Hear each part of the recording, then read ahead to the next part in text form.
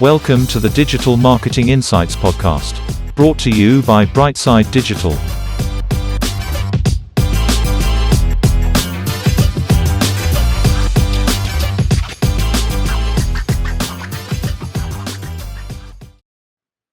Hi everyone, welcome to the show. I'm delighted to say we have Aline here today, who is a B2B market manager. How are you doing, Aline? Hi, Tom. How are you? I'm fine. Thanks for having me. I'm so glad to be here and excited for our Well, I'm talk so today. glad to have you on this, and a B2B specialist is so good for the show, so thank you so much. Aline, let's start off. Can you tell everyone a little bit about yourself and your career to date, please? Sure. So I'm from Brazil. I came from a very diverse family in terms of professional, but my interest in market started when I was a teenager. So I was always very engaged in schools fair, events, and always in charge of promoting, planning, inviting people, finding sponsors, suppliers, and all the organization stuff. At that time, I was doing just tasks for me, but somehow I started to discover that I kind of have some talent and skills to do this. And when I grew up, started to do the last year of high school, between a lot of options for degrees in communication and marketing area, I chose to do public relations. So I basically start my career working in marketing at PR agencies. I had a lot of opportunities to work on various functions with different clients from different industries as well. But I was very curious to explore all the possibilities of the roles. So I was always moving between jobs, and just to discover where I would like to be when I got my diploma. And in a very natural flow, I start to work with B2B companies in the agencies, and I start to be very curious about the marketing challenge for B2B. So this kind of motivates me to explore more, to understand like how to plan the content, create, design, implement the marketing projects, and also how to boost revenue generation by the end. So in the meantime of this desire to learn more and somehow like passion to discover this new way of doing market, I was very frustrated because to get insights or learn more or even work for very good B2B companies in Brazil, it was required to have an English level that I didn't have at that time. So that's why I came to Ireland to learn and improve English. I was very fortunate to get an opportunity to work in an Irish jewelry family business, again with B2B marketing challenge. After 3 years, I went home and I was very lucky again to find a job just right before the COVID-19 starts. And this last experience was very challenging in very different ways for me because it was first time working in a B2B company because previously I was just working with agencies. And this company itself was running international their expansion towards Latin America and also EMEA region. So I had a lot of learnings and even challenges at that time, and this actually led to my new current career move where I am now. So I'm back to Ireland, and I'm doing a Master of Science in Global Brand Management at Oh, Griffith really College. busy. But I suppose you've mentioned B2B marketing as your specialist area. Is there any platforms or main areas where you drive that traffic? How do you go about B2B marketing? Yeah, so in terms of platform, the CRM is actually my best friend. So all of my marketing projects and even campaigns are tracked in a CRM. And in terms of like tactics, I would say that I mostly base my campaigns using account-based marketing or ABM and using inbound and content marketing. Why? So because you know that like a sales cycle for B2B companies has a different pace from B2C.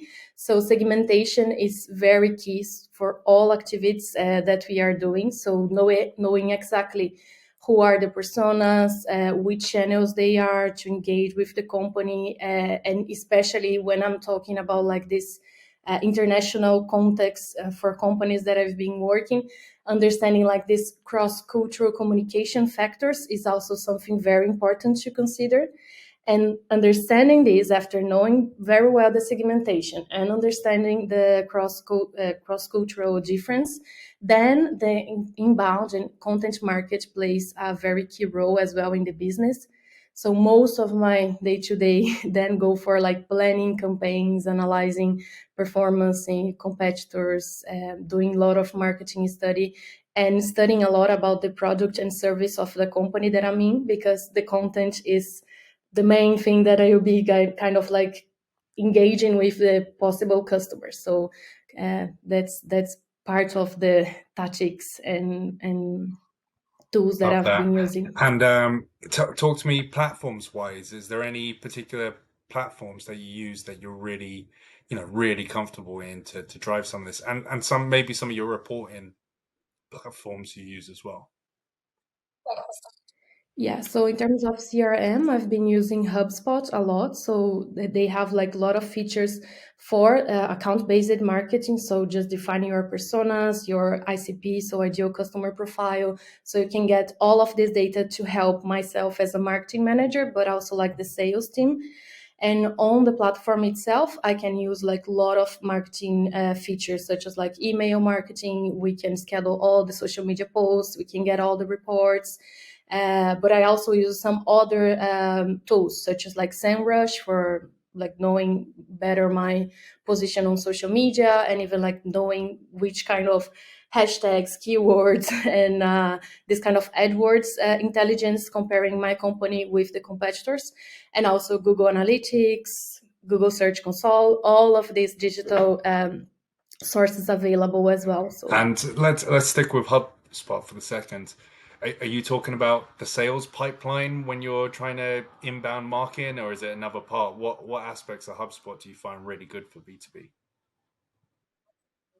Uh, yeah, so for B2B, I think you are able to create all the marketing automation workflow. So most of my marketing campaigns, or even like post events, such as like webinars, or if you are sponsoring a congress, we can do this whole strategy of having this automation, so email automation workflow, where we can use content to nurture and keep this audience engaged. So HubSpot was a very good platform for me, because I can like upload the list, I can do some segmentation and target, I can create different workflows if they are like different job titles, or I can create the whole strategy and using all of them, and I can get like all tracking and analytics from it. So I can see how many open the email, how many kind of click on the links. I can use like tracking URLs as well. So for different companies, different campaigns, sorry. And yeah, so I would say that for marketing is very helpful to have a CRM such as like HubSpot, or I know that there's a lot of other similar CRMs in the market.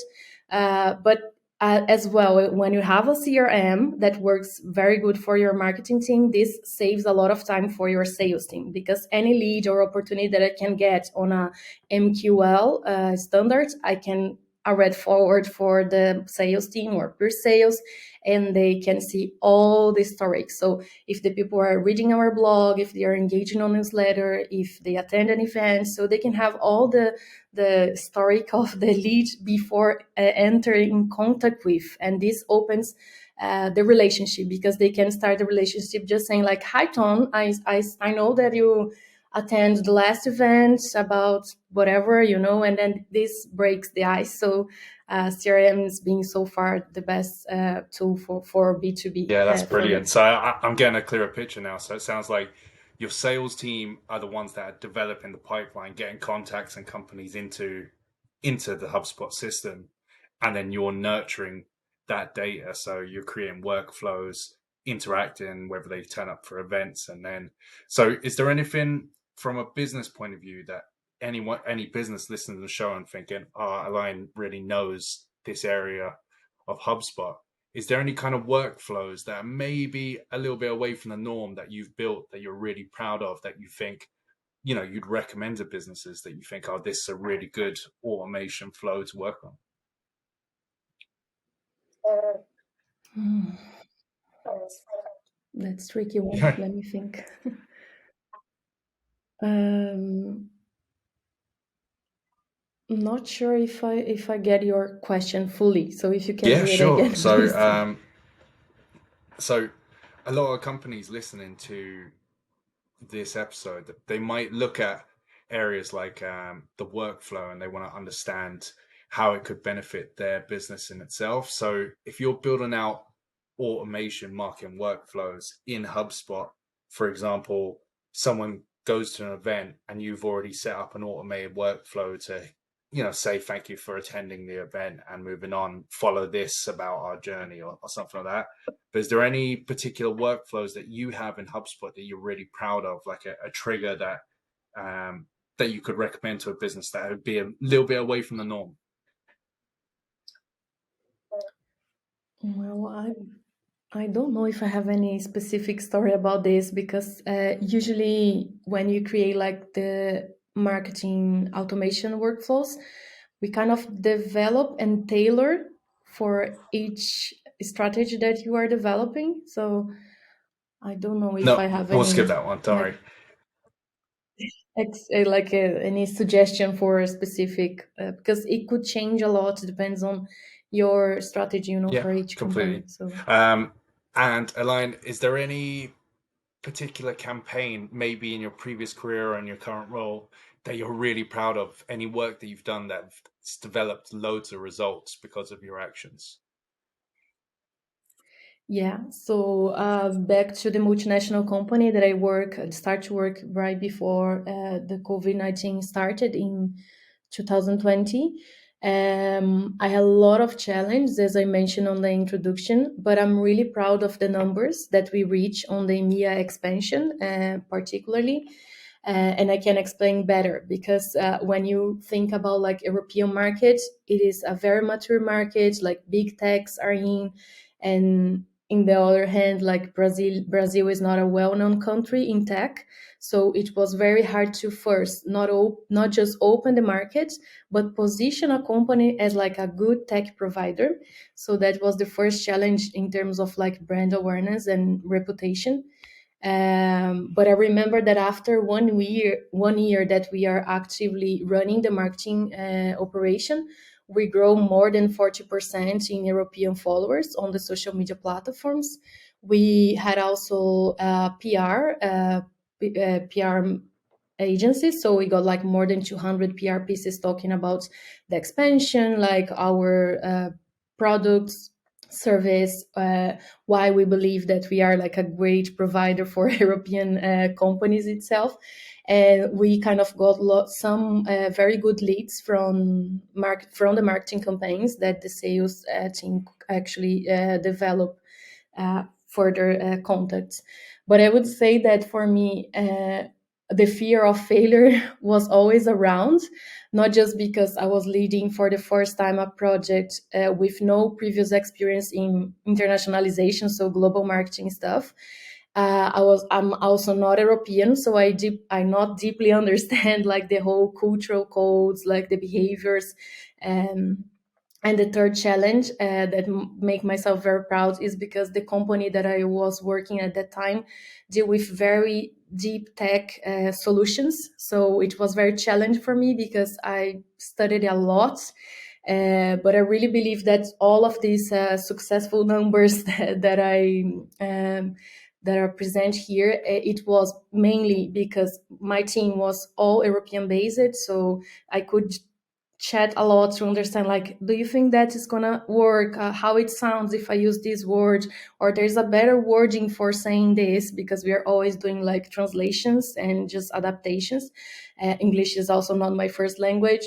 And then the second factor was, as it is like very deep tech, I was always talking with developers, like architects, head of its, just to understand techie minds and create like this content from tech to tech.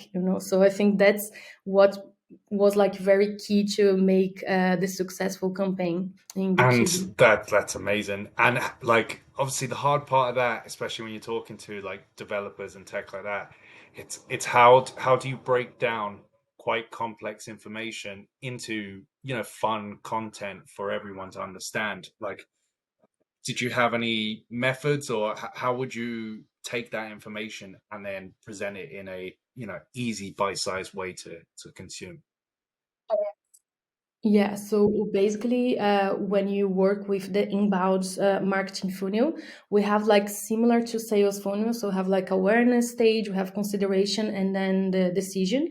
So it is same structure, but in all of these stages of the funnel, we also consider the job titles. So let's say that for awareness, I can talk freely with everyone that are keen to engage with tech content. So such as for example creating like content about like what is something, why do you need to use, or why do you need to know about it. Then on consideration, we are dealing with more tech people that can somehow do some influence on decision in a company. Some could be like managers, could be like mid-level career. And then this kind of consideration stage, we then develop different formats of content, but more tech. So I'm actually talking with a tech person. So I don't need to explain for him or for her what it is like an API or what it is any tech concept. They need to know like what I'm getting from it. So what is the business benefits that I'm getting if I'm hiring a service, or if I should put in place this on my day to day. And then on the last part of the funnel, then we are talking about decision makers. So in the case of IT industry, where I've been working for the long time, we are talking with like CIOs, CTOs, even like some heads of infrastructure. So depends on the company, we have like different job titles. But this specific last part of the funnel, then we are focusing on what is your business gain, so how much is going to save, if you're having any cost reduction. So they are tech, but they are very business related. So then we need to do this balance on the content to get both perspectives, both sides of the product or service or whatever I'm explaining to them. And for sure, not just like talking about like content strategy itself, but we are talking about different formats, because usually like C levels, they don't have like enough time to read a 20-page ebooks. So we need to be very clever on which formats, like how long it's gonna be, if you are doing any like marketing messaging hooks just in the first seconds just to get the attraction. So there's a lot of intelligence about the format itself, not just like the content creation and the schedule. And you kind of mentioned a little bit there earlier, but is there any particular softwares you use personally that really enhance your role, that you swear by, that you want to tell our audience? You mean for the content Yeah, or creation? like you've already touched on HubSpot, but yeah, I suppose content creation for the moment. Yeah, so for content creation and most of my whole marketing strategy, apart from the CRM, I'm very keen to use, and I'm always advising people to be like very organized as a marketeers.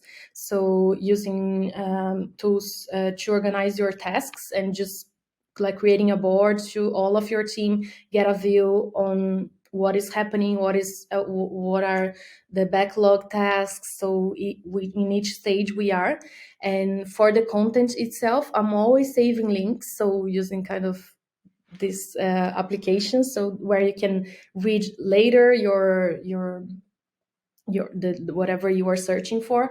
And I do a lot of audits, so I use a lot the whole Microsoft applications in the case of the company, but for sure like Google Docs or spreadsheets, whatever, just to support all the organization of these But assets. and away from your strengths, is there any areas you're looking to upskill into yourself? Sure, absolutely.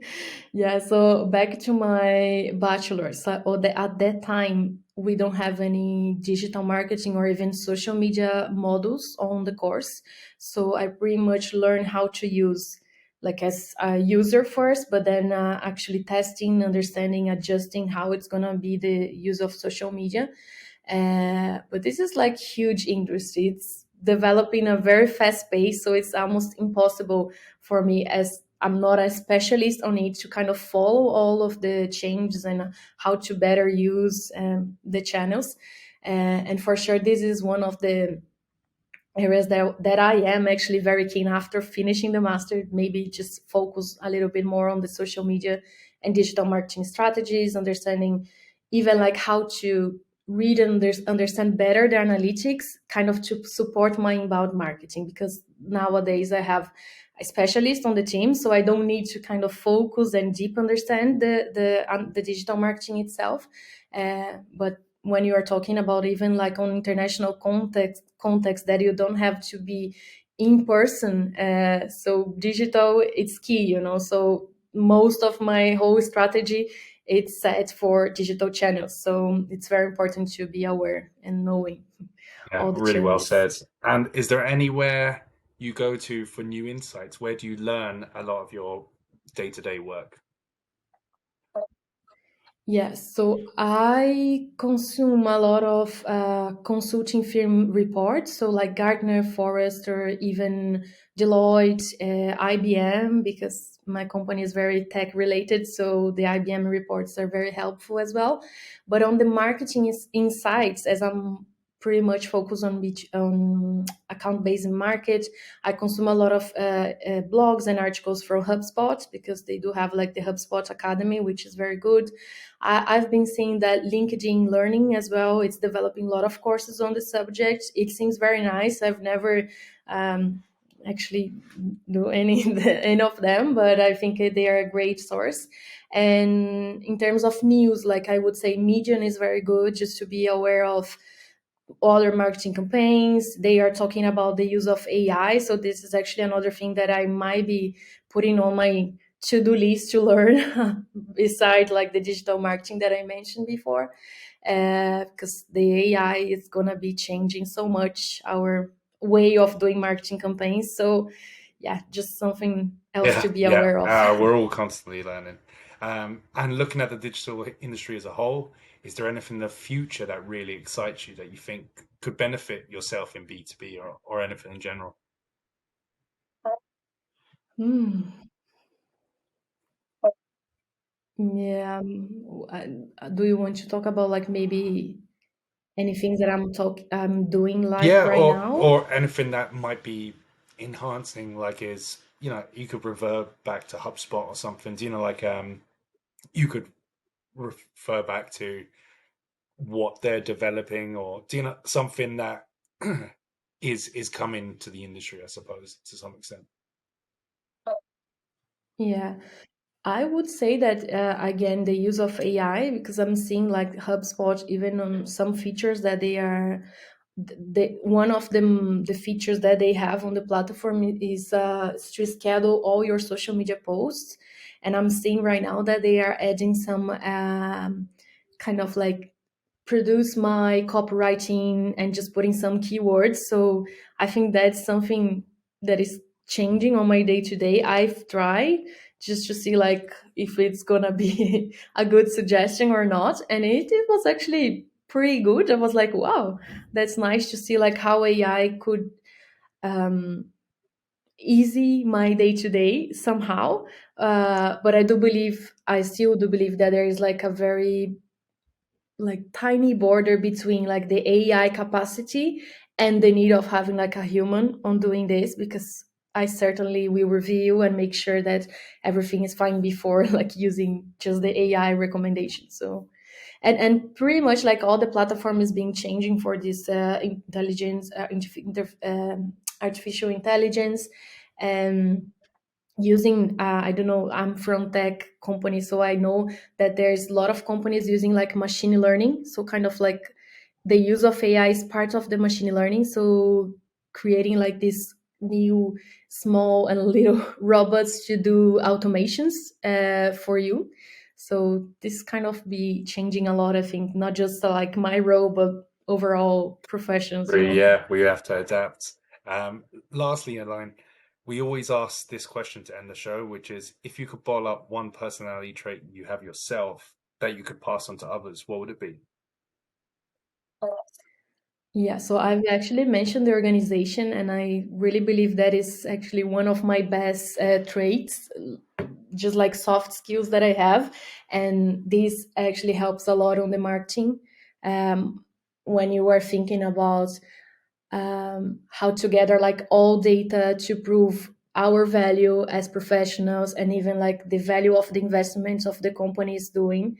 So when you get everything organized in a dashboard or whatever, in a spreadsheet, whatever format do you prefer, this helps us a lot to engage and even to prove that we are bringing results, because most of my day to day when you're talking about B2B marketing, we have a challenge on measuring brand awareness, which is something very tricky in the market. So there's a lot of conversations on some ideas of measuring it, but none of them is quite um, like a defined scope and framework for measuring. So I think when you get like all of these datas organized and everything in one place that the company could see all the value of your marketing activities, I think that is good.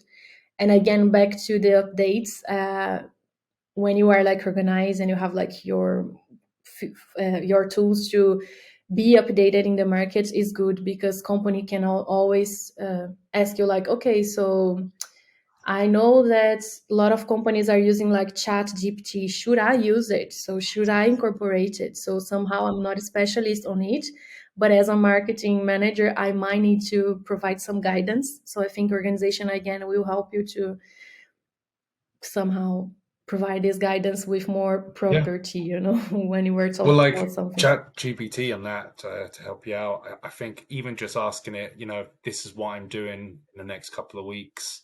How would you recommend I build out a B2B campaign or this in HubSpot and just see what it gives? It's very good at giving bullet points and saying, here's an idea, here's an idea, here's an idea. So um, definitely Mhm. check that out. But Line, that's it. We're at the end of the show. If anyone wants to reach out to you, how can they? Yeah, so I'm on LinkedIn and all social media platforms. So more than happy to keep the conversation with Love all it. of Yeah, you. we'll link you in every post we do anyway. But yeah, thanks so much for being on the show. I enjoyed every minute of this. So yeah, I just want to say thank you so much. Thank you so much for having me, Tom. It was lovely to Love it. chat.